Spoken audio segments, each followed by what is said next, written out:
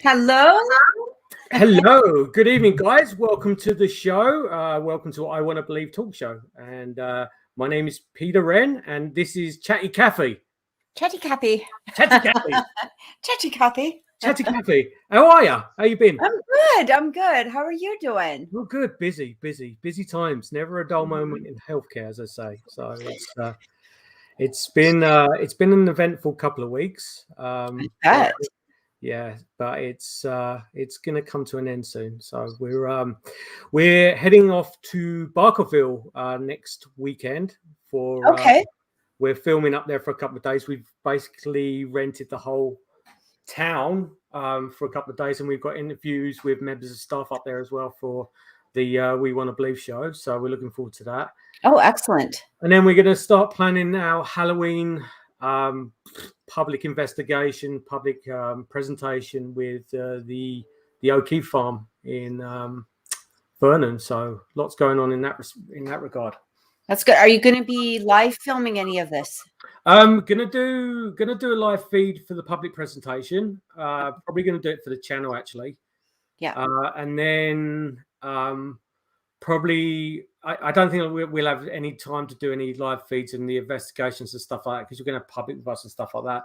Right. But with Barkerville, the intention is that we're going to set up some cams in different locations and just to kind of a bit of interaction with the audience as well on certain alleged haunted areas and stuff like that. So nice. Lots of planning, lots of plans involved, but whether that's going to actually happen or not, we'll wait and see. I'll probably just get like fizzled away when I get up there, kind of thing. But yeah, so it's all good. How are you? I'm good. Yeah, I've been busy. We've got. For those that don't know, I have another channel, Oracle Intuitions, where we do the live readings. Never knew that. I don't know.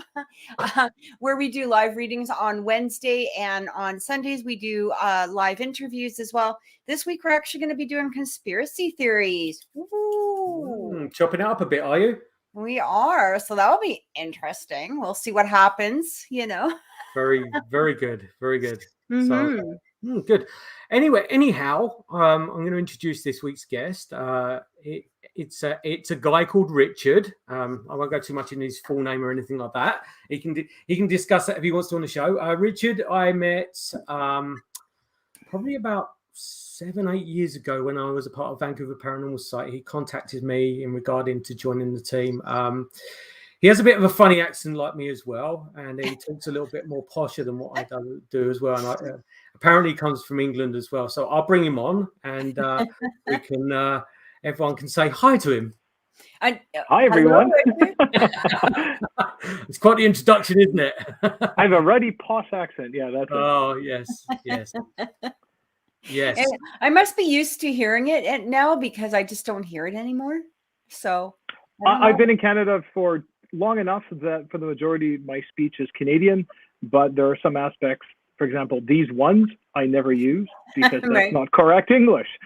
So I'm a grammar snob, right? Yeah. Short Pete. Yeah, mate. Yeah, innit? Yeah. I was going to ask. Peter's been here a long time too, but I've been here about 13 years, and I still can't talk the language. Yeah, when I first emigrated, because you came over as a child, didn't you? You came over. I was 13.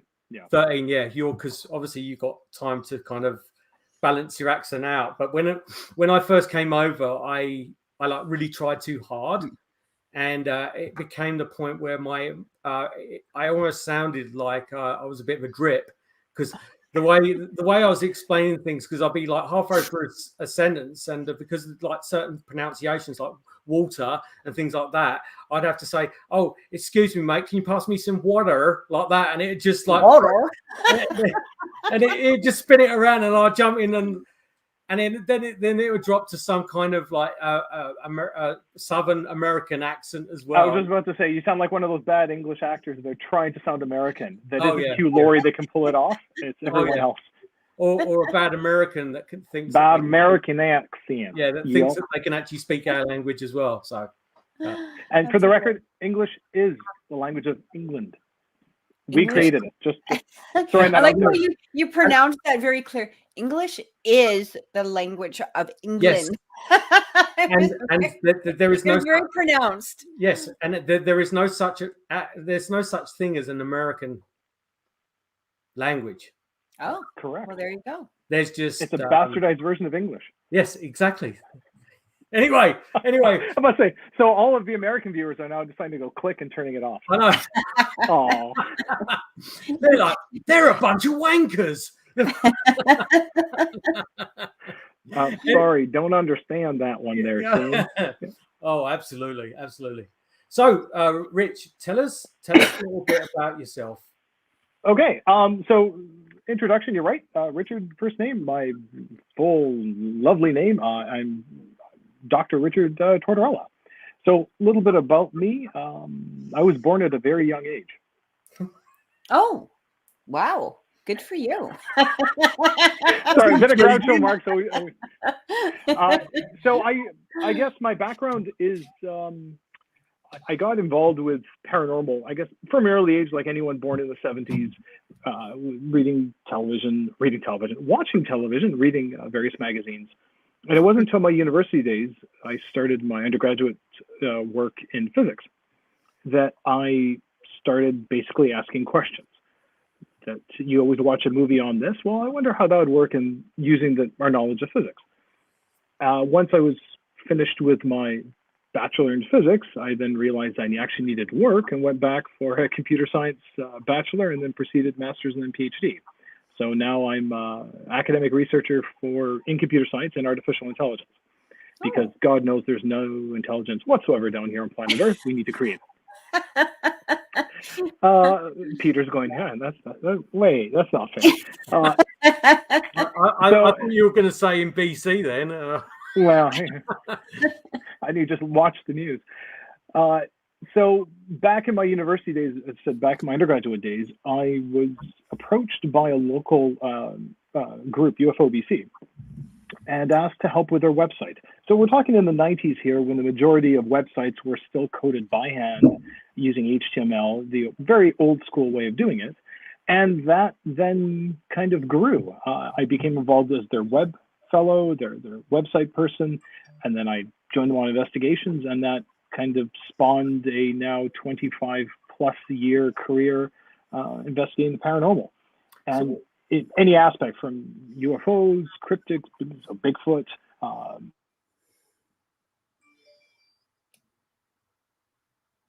Did he stop? Try to apply my knowledge of science and so forth and that techniques that I picked up over the last 20 plus years and apply that to whatever I'm investigating. So it's that curiosity, I guess, that has kept me as a scientist has also kept me active in this, because it's something to do outside of my regular day-to-day mundane job. So what actually made you step into like UFOs or paranormal itself, like the whole subject? There was a television show in the 70s that we watched. We got it in England, oddly enough, but it was an American TV show called 321 Contact. And it was a series that basically a bunch of kids running around trying to solve mysteries. And it was that kind of, that's cool. I wonder if that's possible. That I simply continue that as an adult and applied, as I said, my interest to it and just proceeded on. So it wasn't anything specific. It wasn't an event that I've actually never really witnessed anything that I can't explain, save a few events with yourself over the years. And that came out wrong, but yeah, just a bit of a background to the audience. Richard, like I mentioned earlier on, Richard joined Vancouver Paranormal Society, and because of obviously us being from England as well, and I grasped upon Richard straight away, and the unique thing about Richard that he questions everything, and that's kind of something at that time I needed to have in the team, because at that time there was believers and everything was paranormal and stuff like that, and it was critical to have Richard on the team as well. And Right. We went to, do you remember that EVP we got at the Lamplighters? And I pass that quite often now with the remnants because they shut down, and I still to this day I get the creeps, which I'm not scared. Sorry, no, totally. It was. We're going to drift off here, but it's a very funny story because it was. We did the investigation, and what was the voice that came through? The voice. I was tormenting the supposed entity, for lack of a better word, that was there, and I said, "I'm done with you. You're wasting my time. I'm going to leave." And clear as a bell, we heard on the recording, "Don't go." And it repeated itself twice in a different cadence. So it wasn't the same recording. It was "don't go" and then "don't go." It was very, very clear. And it was my first bona fide paranormal experience that I could not explain. And I immediately thought, Peter's pulling a fast one. I know. Well, you messaged me and you went, "Are you taking a piss?" Yeah, that's exactly it. You must be pulling a fast one. And later on, we both experienced another one at another location where you had requested, "Please ring the bell again." And again, clear as a bell, no pun intended, we heard the response, "No." And yet I was looking straight at you. There was no other human that could have responded in a male voice.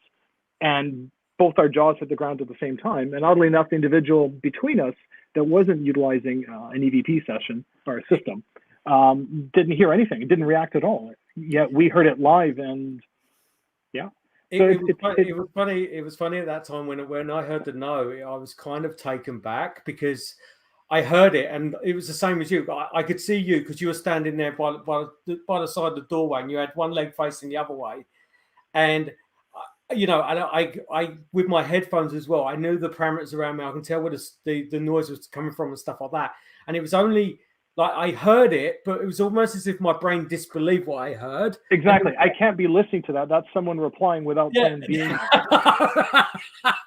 And that's where I rapped to you, and you went, "Did you hear that?" And I was like, oh. Yeah. Yeah. Well, I came home and I told my poor wife, I think it was midnight, 1 o'clock by the time I arrived home. I woke her up and I said, "You need to hear this." Because as I said, as someone who practices, I'm a scientist, but that's my job in the sense is I ensure that I keep that mindset to actually have something that literally tears that apart. And yet I have no explanation on how that's possible, given everything I think I understand of the universe. That is groundbreakingly lovely. I mean, it is the exact reason that anyone goes into any form of questioning is just to ask why. And this is the ultimate question: why? Yeah, we had that light experience as well in the school as well. When we were downstairs in the children's area. Yeah, it was. That was special times for sure. That's for sure. That was before COVID, when you didn't have to talk like Darth Vader all the time. Yeah. It was back when everyone was happy and we had great civilization then. But what's that like? So we were normal people. Or paranormal. Then everyone started turning on each other and buying bulk toilet roll in bulk as well. Well, it's a shitty deal, so. Yeah. I'm here all week, folks. Trust me. It's the weekend. Yeah. So, UFO BC, tell us about that. So, again, this predates me. The organization was part of MUFON BC, or MUFON Canada, back in the 80s. And it wasn't until there was a discrepancy about running an event, again, this is before my time, that MUFON US wished to take a percentage of the money that was made, but weren't prepared to actually expense any potential loss, that the decision was made to create a nonprofit organization or a society here in British Columbia. So that was 1996. I joined end of 1997. And I went from being, I said, the web guy to one of the directors, and I've now been the president for the last 12 plus years. Oh, wow. So we're a nonprofit group, as I said, out of British Columbia that investigates and records potential sightings of UFOs. Now, the caveat, of course, is being a UFO by definition is something that is flying. It's an object and it's in the air. Right. I assume by flying it would be in the air, but I guess it could be flying inside the home. But for the most part, it's something in the sky that you cannot identify. So UFOs by definition exist. The question that we're asking is, what is the source of that UFO? So in terms of an organization, the problem is, of course, first ensuring that the person who is identifying it as something is correct in their identification. So we have access to quite a few pilots to help us with the aspect of the aeronautical, myself with my physics background, but I also have access to astronomers. And of course, with modern day technology, it's quite easy to figure out what planet was visible and so forth. Flight tracker data and whatever it may be, to start saying or to potentially checking off the fact that it isn't something that we know. And that which remains, although I would say maybe one good one a year, there's been 2 or 3 investigations I've been involved with personally, that we know it's nothing that's possible. It certainly isn't anything within the technology that we understand. Are they alien? I still can't answer that. The technology is not within our confines of our culture that what we have today, this technology we're using right now to communicate. That doesn't mean we're not building it. It doesn't mean that it's not from regular people, just advanced skunk works, advanced technologies that aren't been made publicly known. Right. But the other issue, of course, is a lot of this stuff defies our understanding of physics. So it's not just, oh, that's a neat bit of kit that you have, neat bit of technology. It's also you're doing maneuvers that physically aren't possible as we understand aeronautical physics, as we understand G-forces on the human body. It just materials, the strength of materials is something is to pull a 200 G curve. You know fully well, regardless of what's made out of, titanium, wings, or whatever it may be, will just rip itself apart. So it's not just the problem of the technology not being up to snuff, it's also the laws of physics that, as we understand them, that aren't demonstrated that they're not adhering to. So when you look at all of that, then the question is, what are they? And that's the question we're asking. But a lot of it is just sifting through the plethora of people saying, I saw this thing in the sky, it was there for half an hour. What do you think it is? And with anything else, I often ask people when they say, well, of course it's an alien. I said, it could be. Anything is possible. But the reality is how many times do any of us see jet fighters, military craft, fly overhead? And what do they leave behind as evidence that they were there? So a lot of problems with the ufology studies in general is just a lack of evidence. It's simply, yes, they saw it, we have an eyewitness account, and sometimes that eyewitness account is amazing, but there is nothing to then substantiate and back that account. So you rely on the quality of the witness. So unfortunately, your average layman can't have that extraordinary ability to say, look, in my professional opinion, because they're not a professional in that particular field. So we do have aircraft mechanics that have said it's nothing I'm familiar with over YVR. We've had airline pilots to say that. We've had aeronautical designers to say, that's nothing I have ever worked on. So it adds to that question, yes, it may be something, but even then, it's only the mass sightings that you look and you think, okay, 1,000 people saw this thing fly up and down through the cloud cover 6 times in a matter of 3 seconds. There is nothing we have that's capable of doing that. Right. So what was it? So that's UFO BC in a nutshell. Can I ask you a question, Richard? So Peter knows this story, but about 11 years ago, I was sitting on my front step, and it was the weirdest thing.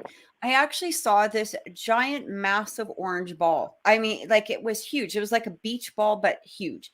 And of course it was up higher. I wouldn't say high, but higher than the, lights, the street lights, probably about a good 30 feet above that. So, but it was a big orange ball.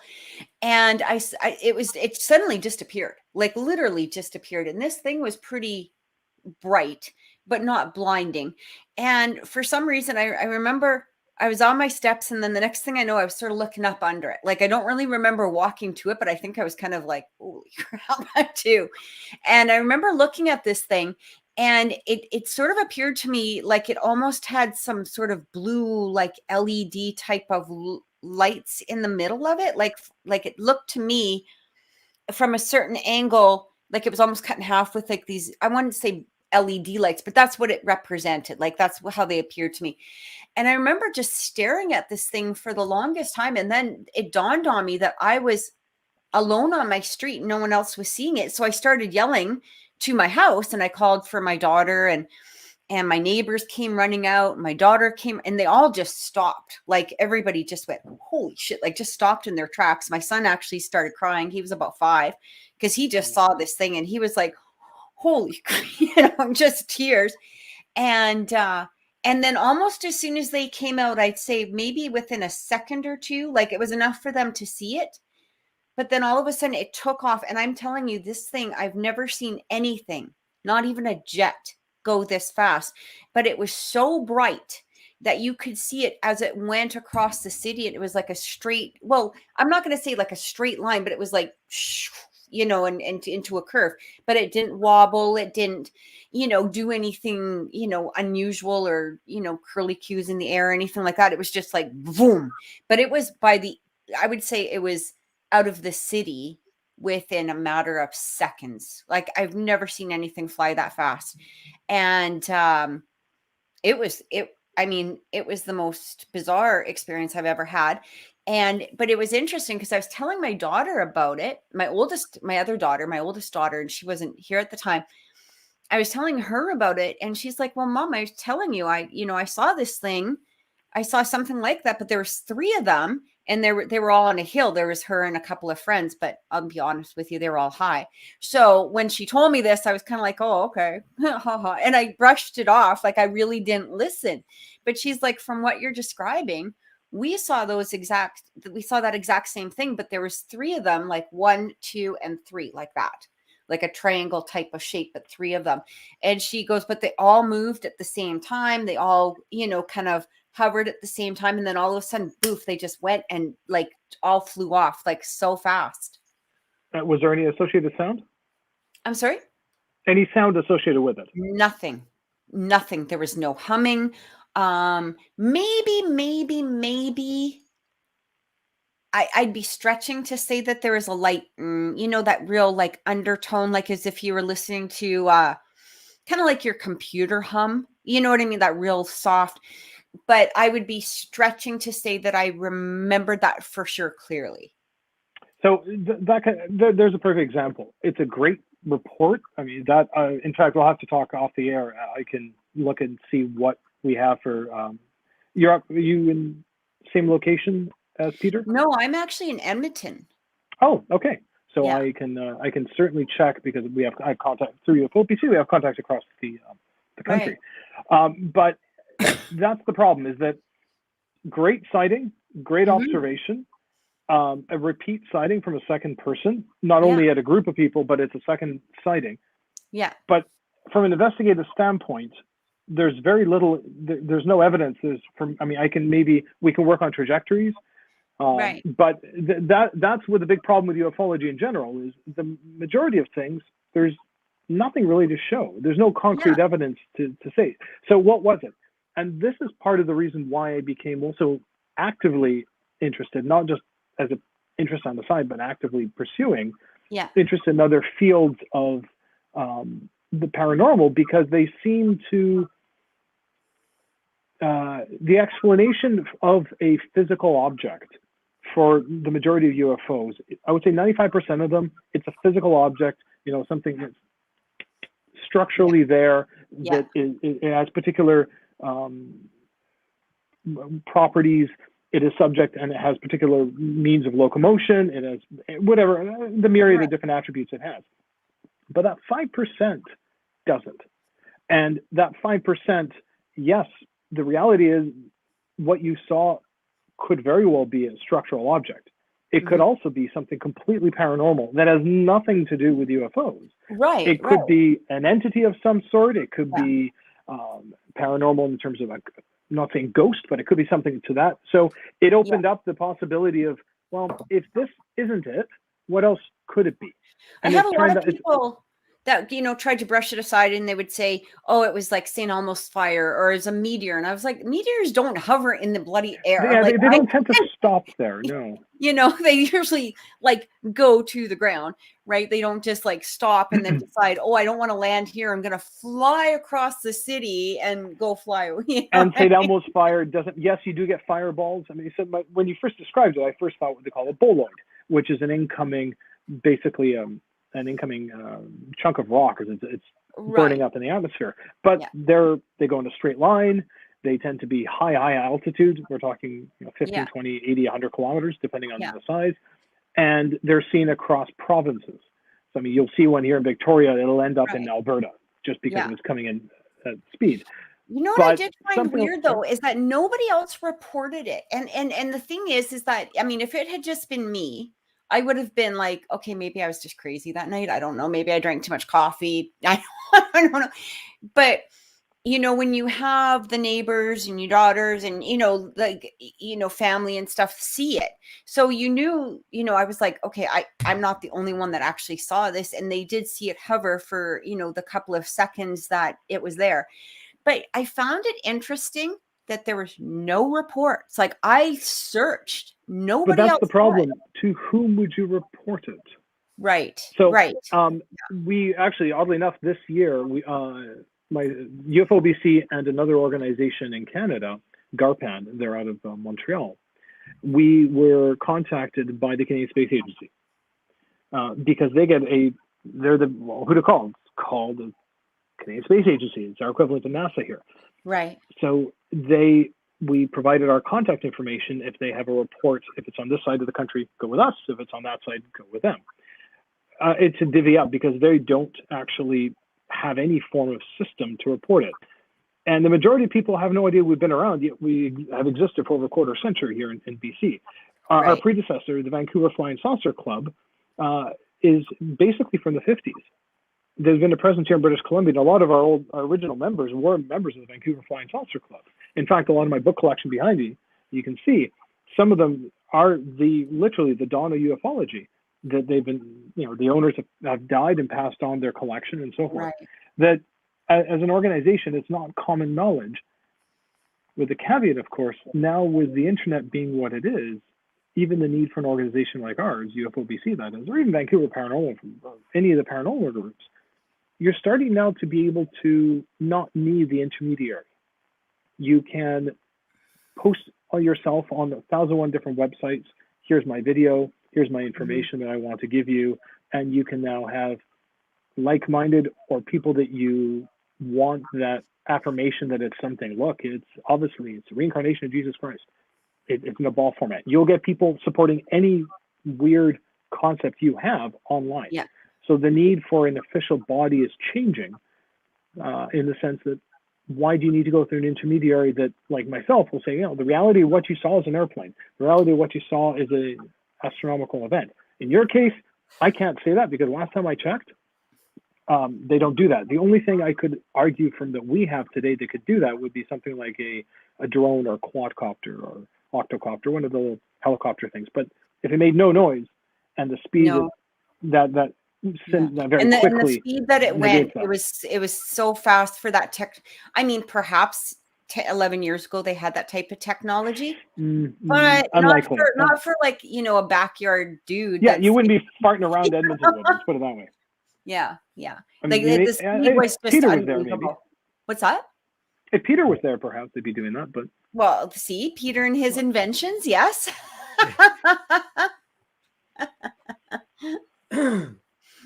So, how do you store your data?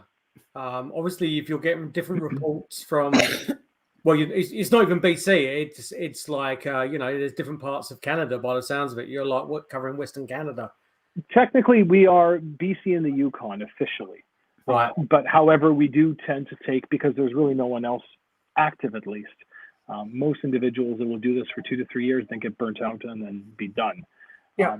So because we're in British Columbia, there's something FOIPA, which if anyone who works for the government in BC would be familiar with it, freedom of information, privacy protection. Healthcare, you would know, Peter, it's absolutely up there. But one of the issues that we are trying to do, although we don't need to, is the protection of data. So we ensure that data is stored on BC soil in both hard copy and electronic. Electronic is disconnected from the internet.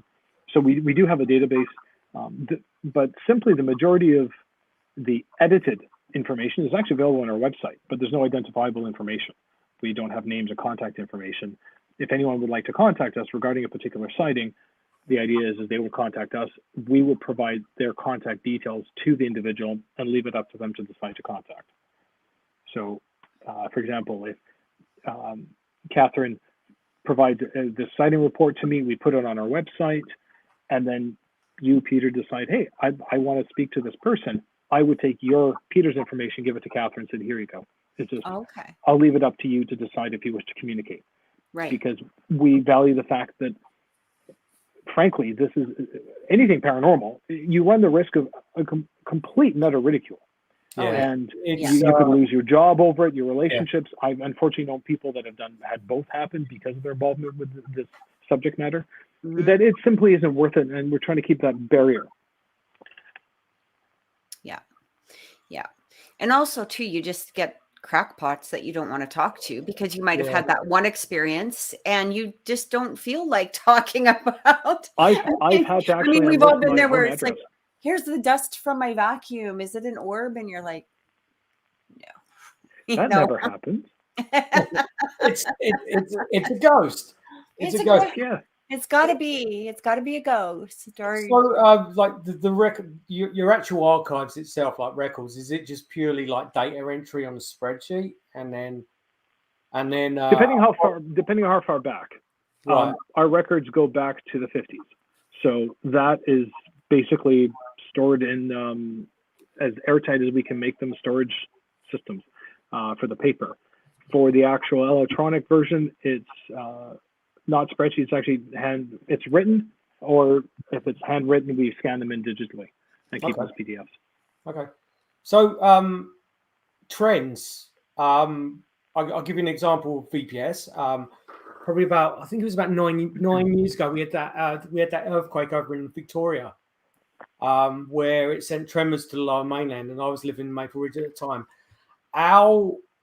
Like everyone's, the theory about the paranormal is it's energy and it broke energy lines and stuff like that. But the amount of cases that Vancouver Paranormal Society got after that earthquake, it quadrupled. Like, honestly, I was getting like daily, I was getting 3 to 4 inquiries a day. Wow.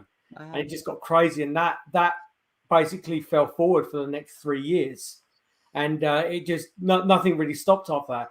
Was there a kind of a break point when things started spiking in regard to reports of UFOs?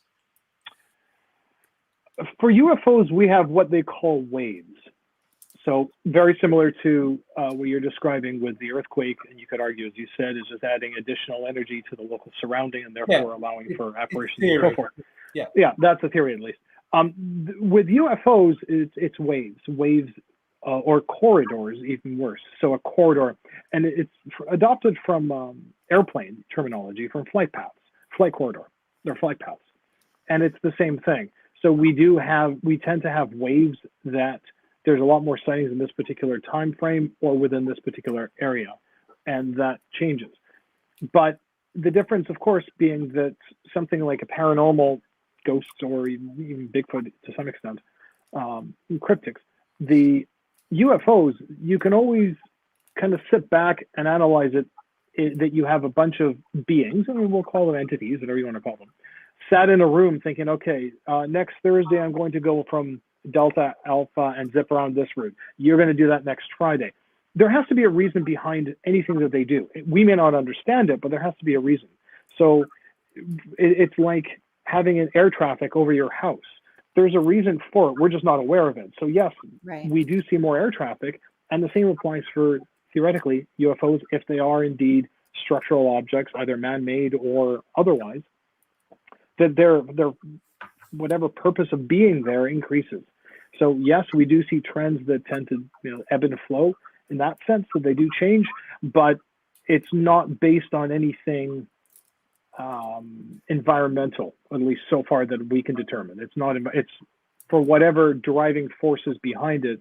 It's a conscientious effort to have more objects in a particular area over a particular time, rather than an environmentally triggered aspect. So it's more kind of at that time, it just happened to be more people looking up in the sky kind of thing. That's the other thing. We definitely have an increase in the summertime versus the winter. Again, so there are three things that you need for a UFO sighting. One, you need a UFO in the air. And again, I'm using the terminology UFO, although I don't like it. You need an object in the sky which cannot be identified. We'll call that UFO. Right. We need one in the air, first part. The second part, you need someone to see that object. And the third part, you need a place for that person to report that sighting. So those are the three things for any report we get. Without any of those three, nothing will happen. So during the cold dead of winter, when it's minus 20 outside, you're not going to get people outside having a cigarette looking up for 2 hours. It's just not going to happen. You're outside, quick smoke, and inside you go. So the reality is unless you're on East Hastings Street in Vancouver. Yeah, well, Pigeon Park is frightening in the dark. But that's the issue, is that you're depending on the availability of people, especially down here in the Lower Mainland. It's cloudy a lot. There's a lot of rain, so the quality of the night sky isn't there to see objects the same way you wouldn't see an aircraft. You're not going to see potential odd UFO, an odd craft.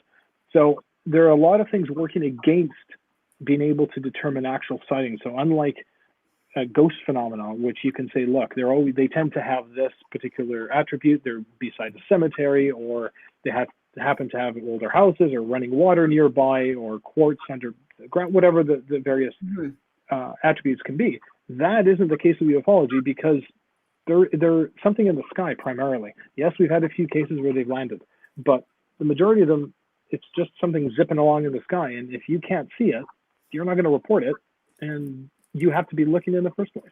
Right. So the over the sightings that you've had recorded over the years, has there been any?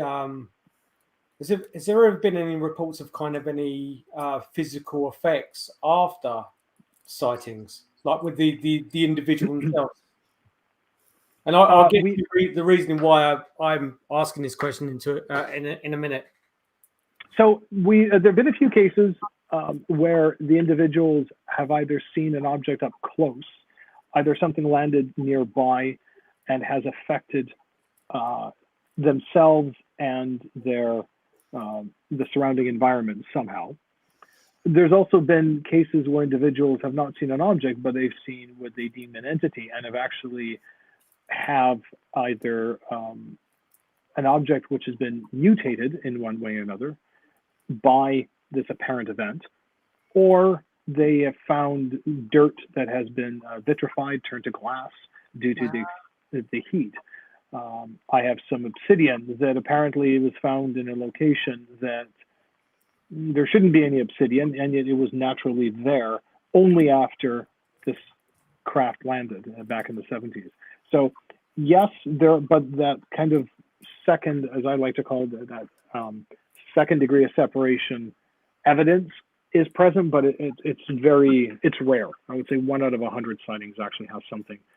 Trees being cut off when they've seen an object go through a forest, and yet years back we've recorded that you can see trees been cut off at a particular, well above the height that anyone could reach with any form of machinery, 60, 70 feet up, a perfect cut of as if you went with a buzzsaw, right, in the middle of nowhere, but in the exact location that the individual reported that they had an object sighting 30 years earlier. So we do have that type of physical evidence, but as I said, it's quite rare. In about, I think it was about 1991. One of the guys actually was my friend, and it actually hit the local paper in Croydon, in Surrey. They were walking through. Do you remember Biggin Hill in Kent? I don't know if you remember that far back, Richard. But there's an airfield there that was famous. Like there's ghost sightings there of a Spitfire pilots and stuff like that. And it was basically it was basically one of the main airports at the time from the Second World War. So we used to have like a lot of Canadian Spitfire pilots there, and there was a lot of RAF there and stuff like that. But the characteristics of it is it's basically Biggin Hill is on top of a valley. So there's basically you've got a long dip, and then you elevate probably about a couple of 100 feet before you get to the top of Biggin Hill. So you've got big open skies when you get to the top. Like there's nothing else you can see. There's no buildings or anything like that. So it's always over the years been a prime location for seeing things and stuff like that. Of course. In the early 90s, a friend of mine and actually one of his friends as well, they were walking from the local pub, but they weren't, pie-eyed or anything like that. Excuse me, for Canadian viewers, pie-eyed means drunk out of your skull. drunk out your skull. Sorry, I keep forgetting my audience. But so they were walking home, and it was pitch black. There's no, we're talking about the Kent countryside. So there's no lights on or anything like that. So they're walking through, and they see lights, and they see these lights that they thought it was headlights coming towards them first of all, and they're expecting the car coming towards them. It was along the side of the road, and then all of a sudden they weren't getting any nearer to these lights.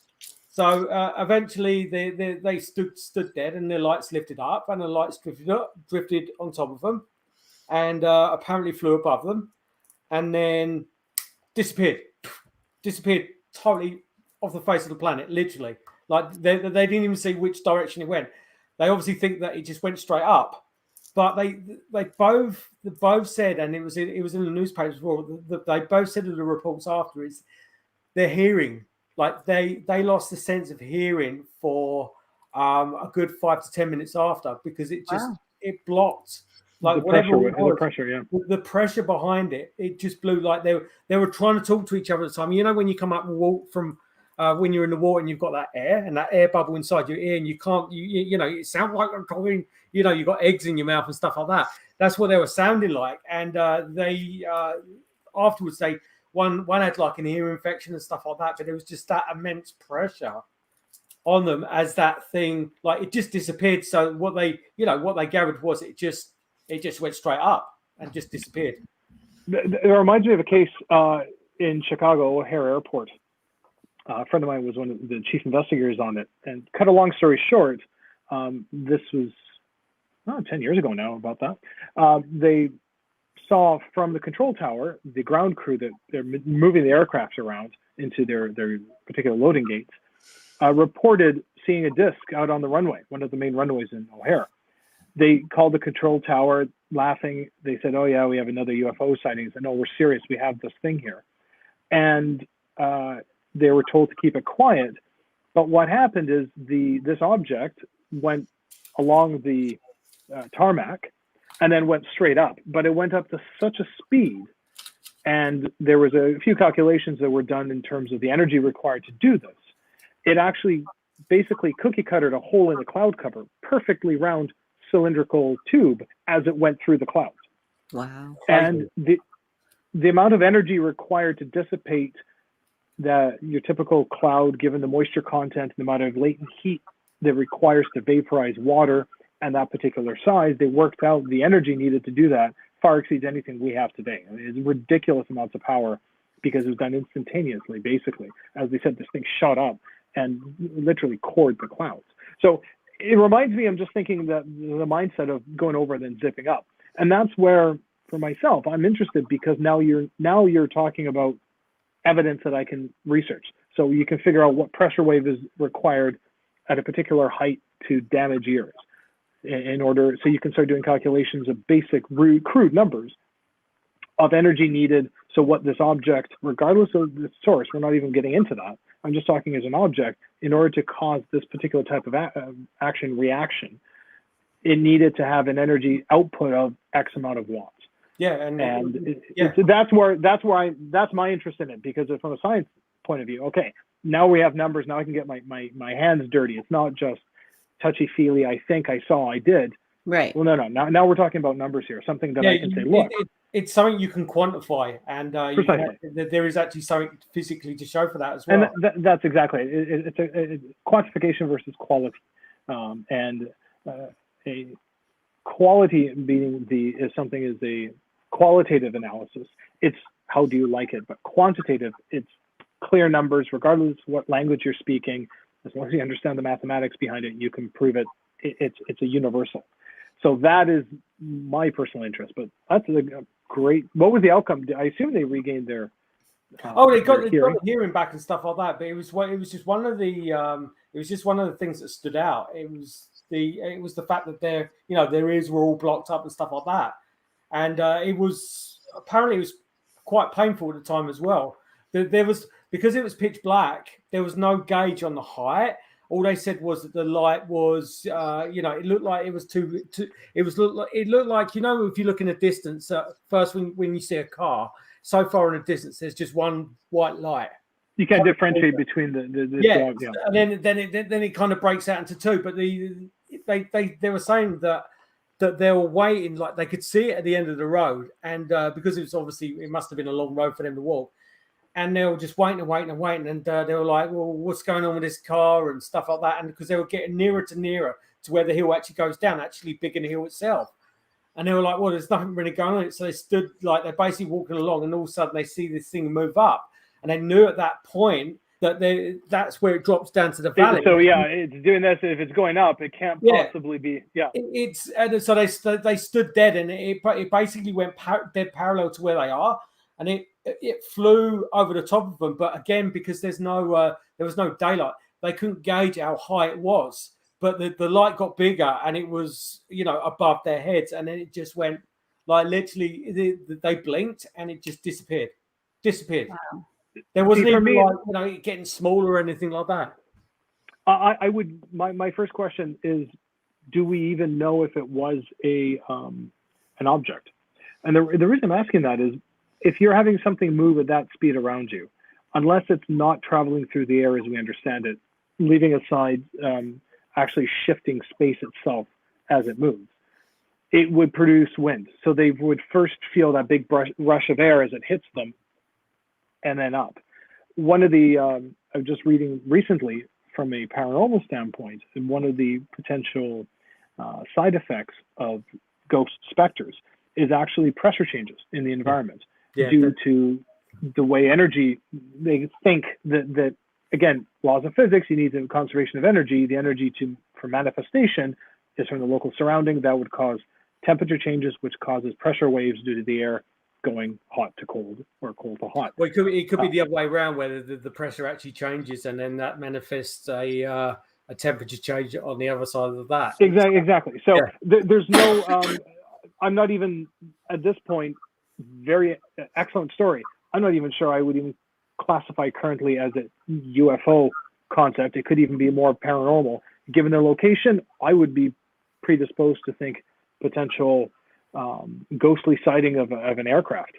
Something like that, Spitfire. There's been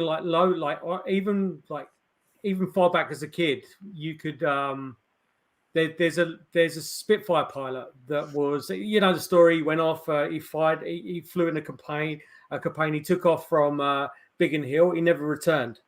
And there's been hundreds and if not thousands of sightings of this Spitfire pilot of him returning back. And you can and I've heard this because I used to live just literally up the road. You could hear a plane sometimes flying over like that. You know what a Spitfire? Of course, that drone, yeah. Yeah, and you could I remember working up in Biggin Hill, and you could hear that, and you're looking around the sky, and it's like, what the hell is that coming to walls? And there's nothing there, and it just disappears. There's been hundreds and hundreds of sightings and people hearing it and stuff like that. And it's well known up there as well for that to happen. So it could very well be a manifestation of that. That's what I'm saying. It's not necessarily a technology as such. It could be more that. It's a manifestation of energy. That's a friend of mine, Charles. We had him on the show a few weeks ago. His thought process between what he studies in regard to UFOs is orbs. Like he he doesn't go more towards like the flying saucer and that kind of thing theory. Like he actually sees and he's actually documented orbs as well. So I guess on your side of that, what is the characteristics of the stuff you see? Like you've documented, is it that flying saucer or is it orbs or? Now,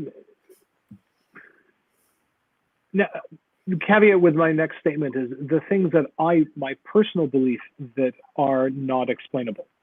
So a lot of what people report, I think the vast majority, 95, 97% are explainable through natural causes, misidentification of something. The remaining 1-2%, if you wish, that primarily are lights in the sky, which in and of themselves are not anything there because there's no, as you said, they're too dark just to see anything behind it, or like Cathryn's idea of the orb. It's a light source, but we don't know what's emitting the light. For anything structural that's seen, it is a structural object. I think only one actually is your classical disc. A lot of them actually tend to be either triangular or cylindrical in shape. So they don't have any, it's not like your typical aircraft look. It's not like your typical design each and every time. It's a myriad of different aspects. But to be fair, if there are structural things that aren't aerodynamic as we understand it, really size and shape is irrelevant. It doesn't need to have particular fuselage, wings, elevators, aileron, and everything else. It doesn't need the control surfaces that you would need in a standard aircraft, so you can make it any shape you want, because it doesn't fly by standard means. So the orb aspect is, to me, I would classify that as a light, like Cathryn saw, but the source of that light is what I would question, not necessarily the light in and of itself. It all kind of filters in the same pile, though, doesn't it? Really, because it's that UFO. It's unidentified. It's flying, and it's likely an object. But even then, and that's a perfect example why my personal interest went beyond ufology, the study of UFOs, because of the fact it could be more to it. And of course, everyone has that family member that has the story. Everyone has, the story of the train, the ghost train, and groundless field, whatever it may be. And that's a quote of Ghostbusters, by the way. And I like the last thing in the corner. And in your case, would be around there, Yeah. That everyone has, but everyone does have a story. At least it's very rare that there isn't a story within most families about something weird that happened to Aunt Martha. So there has to be something, if you've had this over intergenerational across the globe, regardless of language, regardless of education level, space, time, anything, it's the same thing over and over. There has to be some reason for it. So that's kind of there's another thing, let's figure it out. Same with Sasquatch. I've talked to enough colleagues who have now unfortunately passed, active academics, Dr. John Bindernagel, for example, out of the University of Victoria.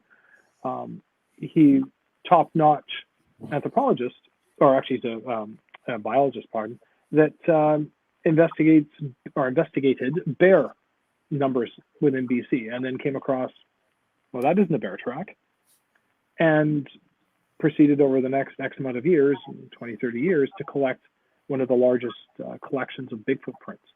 So when you have someone of that level and that education that is fully, intimately aware of the aspects of what's out there, because that's his job or her job, and they say, look, this doesn't fit into this, and a track that it only has a lifetime of maybe 24 hours given the Pacific Northwest weather conditions that we experience here, high rain, and moisture content of the ground, and you're literally 5 hours away from civilization, the likelihood that someone put a fake track there on the hopes that someone would come across it, come on, you're better off winning the 649.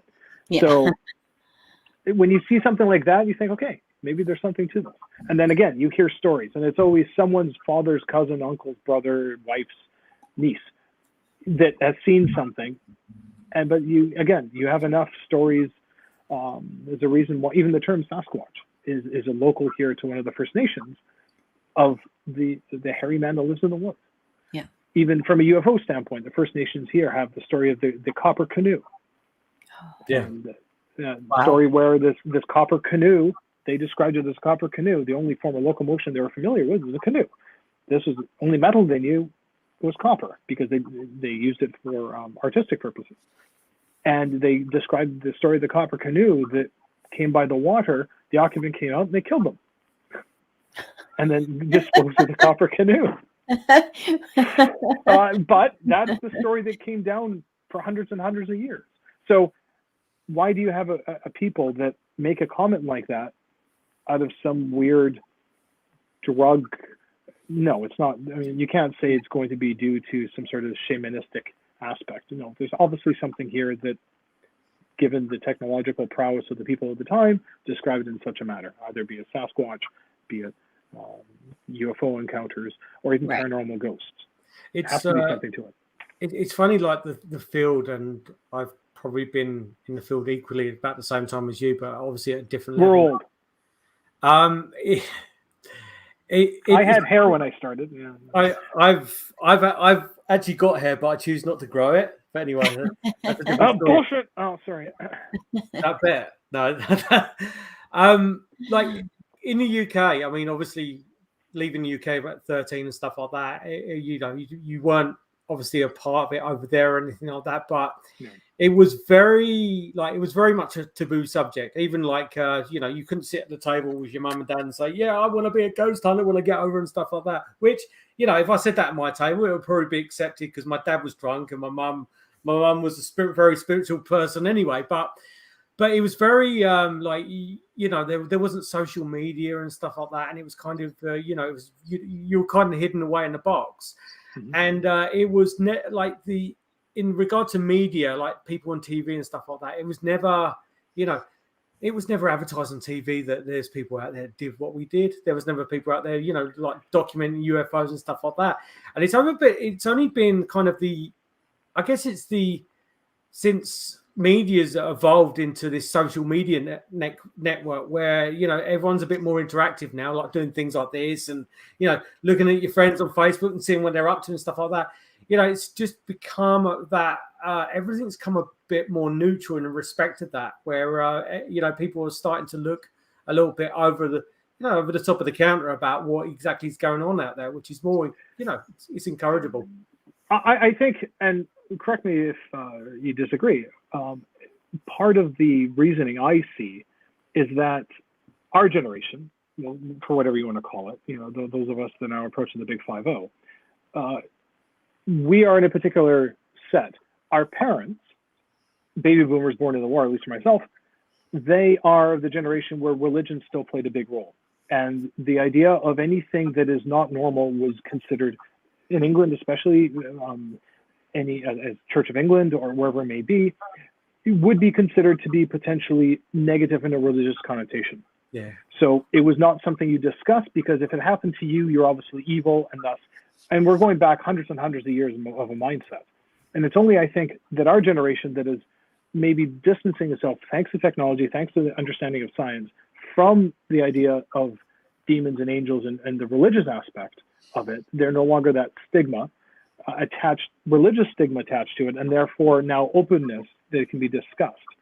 Even now, though, and it's one of the reasons I'm only recently have I come forward and actually started including my last name, other than not having people knock on my door, which has happened. I've had to actually remove my name from the phone book, for those who still use phone books. But I know part of the issue that at least myself, I have to be very cautious about, and I have been in the past, and now I don't care anymore.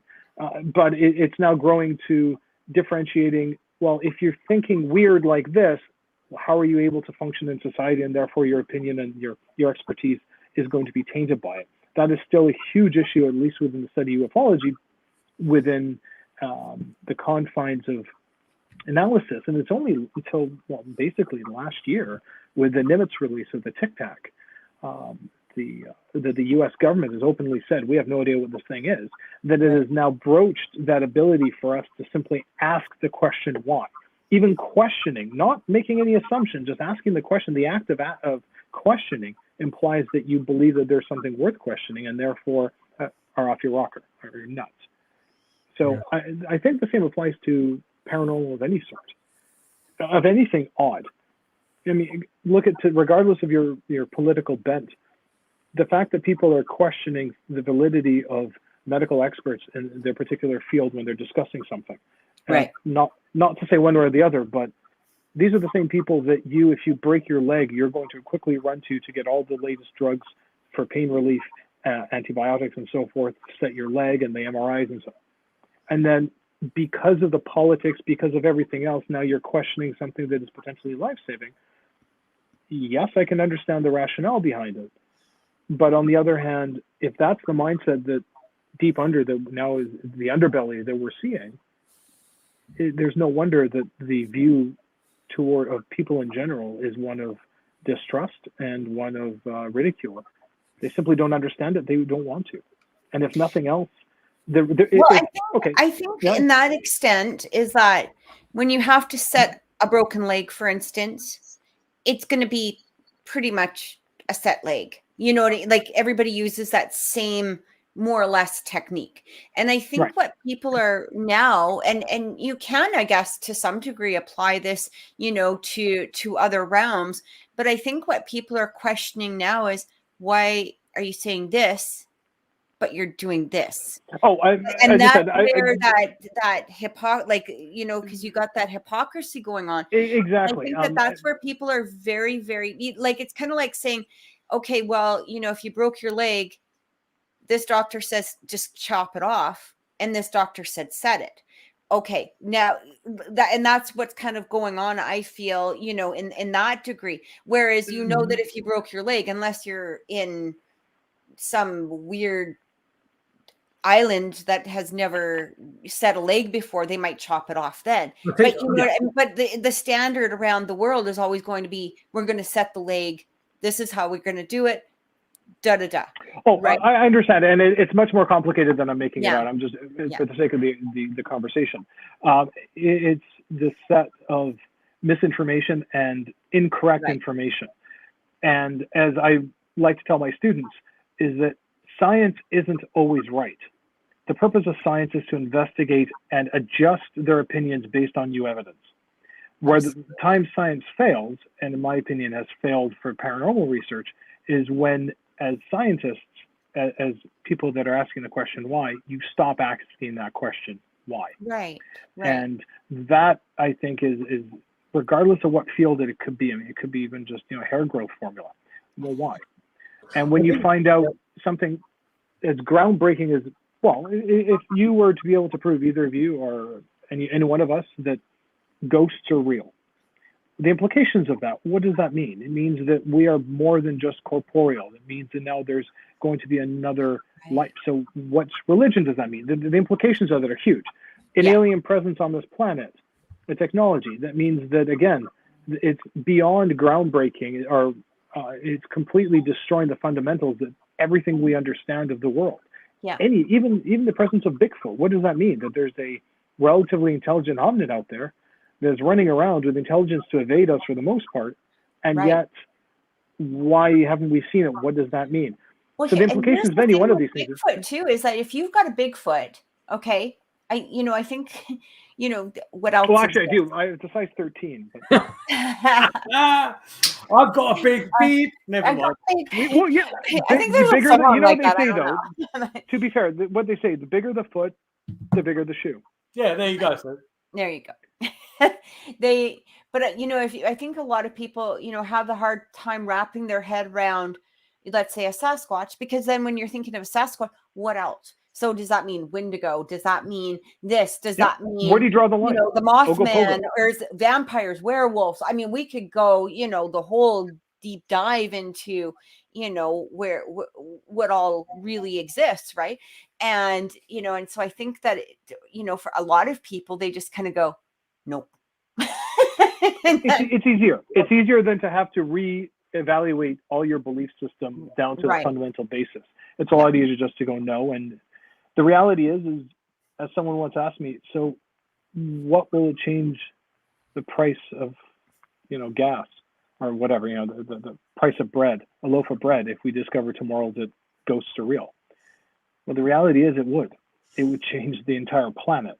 If they discovered aliens were real and they're visiting us, it means that our technology we don't have all the answers. It means that there's a source of energy that means that we can now power the planet without polluting it. It means that we no longer have to rely on fossil fuels, which now changes the balance of power from the Middle East in terms of its delivery to countries that have and have not. It changes the idea of poverty. It changes the idea of education, water, everything. It is completely, the ramifications of any of these things is huge. Especially for the political gender, right? The political atmosphere, because that just wipes that right out. Well, if you prove Sasquatch to be true, can you imagine the environmental impact now that would have? You can no longer, you basically can't go around any place has been a Sasquatch sighting. They're now an endangered species. Yeah. So that means the forestry industry or mining industry in those locations now will have to be subject to environmental studies impact beyond what they have. It's everything has the consequences of because it's such an odd thing. Its tendrils are huge. Yeah. If nothing else, it's great to talk on a Friday night. Yeah. Right. I was just gonna, Peter, I know you were saying that before the show you wanted to bring something up on the show. You wanted to talk about it. Something. Yeah. That's vodka, by the way. Yeah. Oh, is it? Yeah. My coffee vodka. No, I'm just teasing. It's just coffee. I think you could probably wait till next week. I can bring that story up next week. But there was a comment that came up and it just dropped away on the side. That's weird. Okay. Anyway, it must be a ghost. Must be. So Richard, thank you. Thank you for joining us on the show.